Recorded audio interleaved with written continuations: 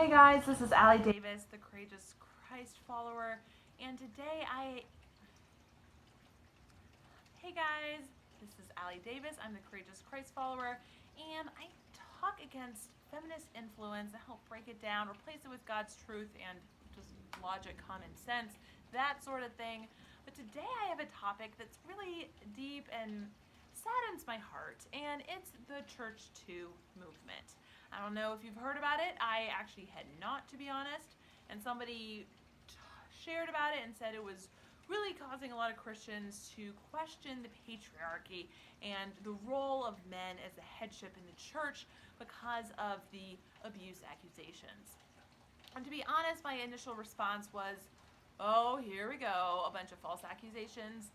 I don't know. I mean, I'm not going to sit here and talk about each individual thing. This does involve even like Bill Hybels of Willow Creek Church, some really high-profile cases.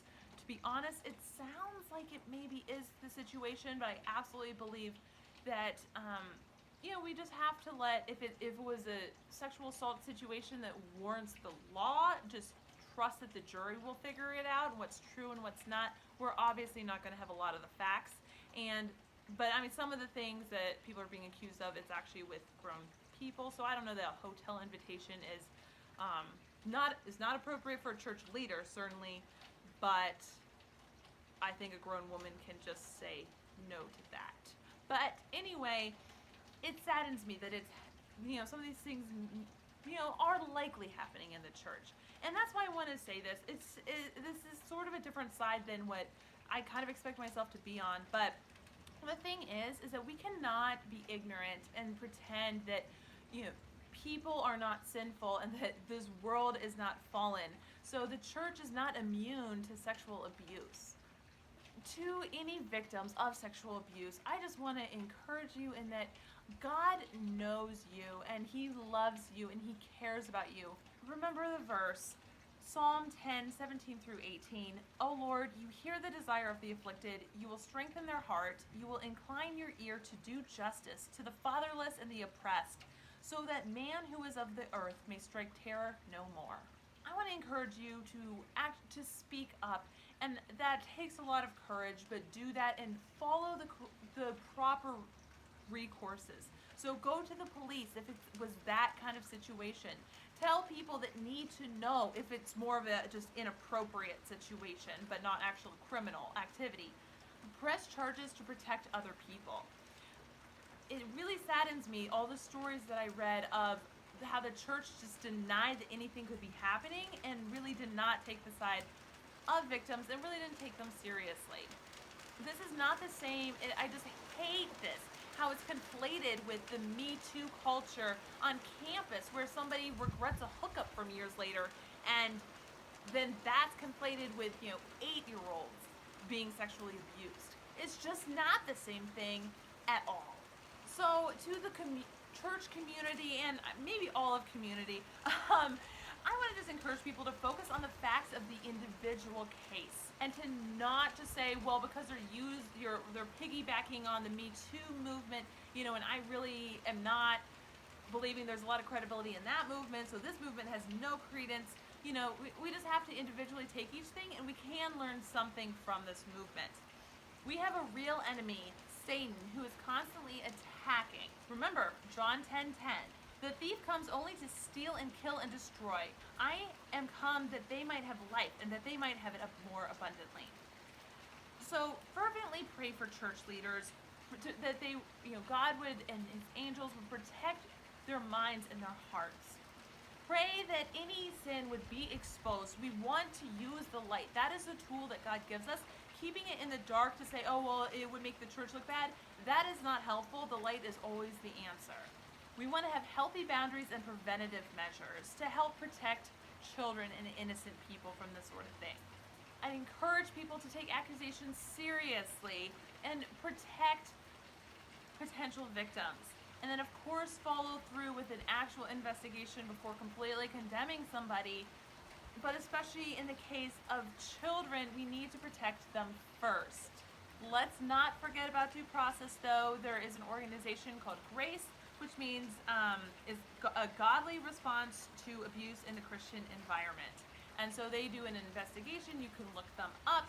When I looked them up, I wasn't sure, is this going to be like some weird thing? I don't know. It sounds really useful and helpful, and it helped raise awareness in me for things that I should be aware of, as far as, you know, looking out for grooming behaviors or things like that. Like if somebody's randomly interested in your child and giving them presents and this and that, it's probably just inappropriate.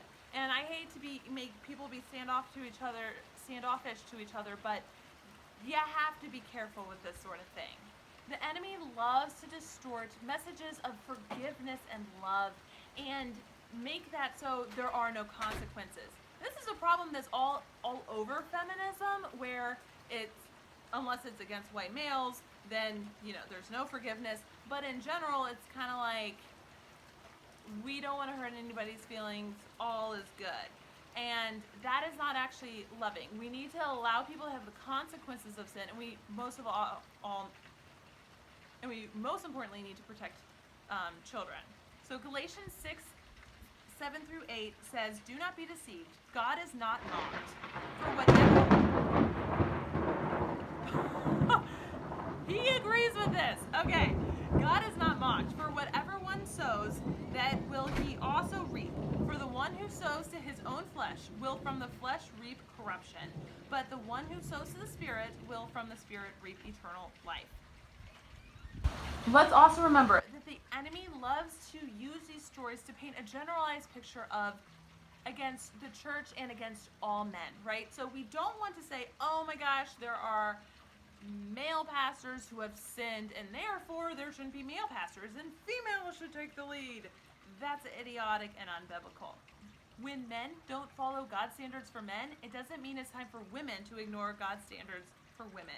So let's not do that. Again, back to the preventative measures and things like that to help protect people, but ultimately, like, this does not need to shake anybody's faith, because the reality of the gospel is that we are fallen and we are sinful, and there is sin, and it still happens, and Christians are not immune to this. We should know this. This is the essence of the gospel, is that we are sinners. So let's not be surprised by sin.